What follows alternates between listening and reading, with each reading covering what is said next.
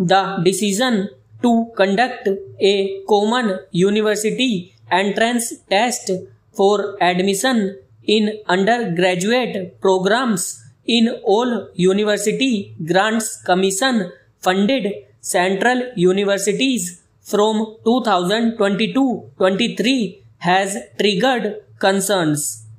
No doubt the proposal is influenced by the national education policy which advocates common entrance examinations by the National Testing Agency for undergraduate and graduate admissions and fellowships.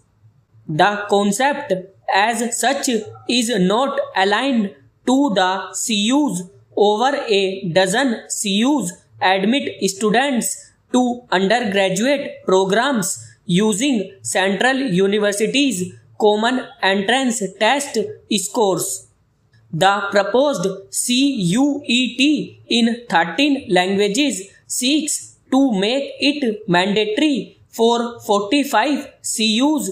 There are 54 such institutions to conduct admissions using a single national level test score. This would spare aspirants from taking multiple entrance tests and also eliminate unfair advantage gained from disproportionate scores in class 12th. Critics are evidently viewing this development through the prism of the Narendra Modi government's obsession with pushing the one nation, one standard maxim in different sectors. But as early as 1984, the Madhuri R. Shah Committee looking into the working of CUs recommended a national merit examination.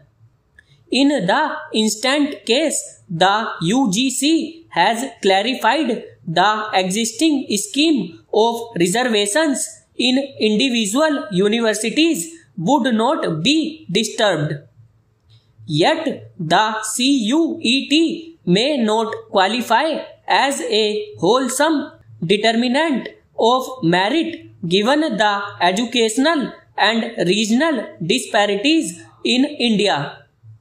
While a vast majority study in state boards, the test would be based on the NCERT syllabus followed largely in CBSE schools.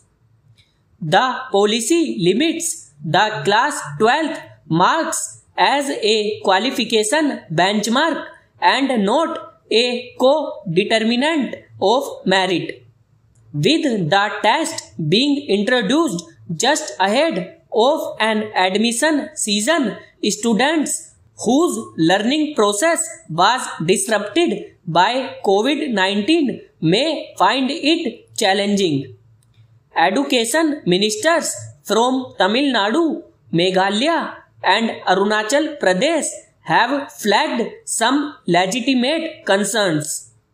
In the Northeast, the argument about the test possibly affecting the interest of state domiciles to secure admission in a university in the region cannot be ignored. There are genuine apprehensions about CUET serving as a precursor to introducing a nationwide entrance test for all undergraduate courses. The UGC has said all institutions are free to use the test scores for admissions. It has been sufficiently demonstrated that common entrance tests spawn the coaching industry and induce cost-heavy hybrid courses from class 6th onwards, creating a divide between the haves and have-nots. The country has miles to go in enabling access to entry-level higher education and bridging the gender and economic gap in its university portals. In such circumstances, it needs to be dispassionately examined if prescribing a single entrance test as a sole determinant of merit either for CUs or for the higher education system as a whole is pragmatic.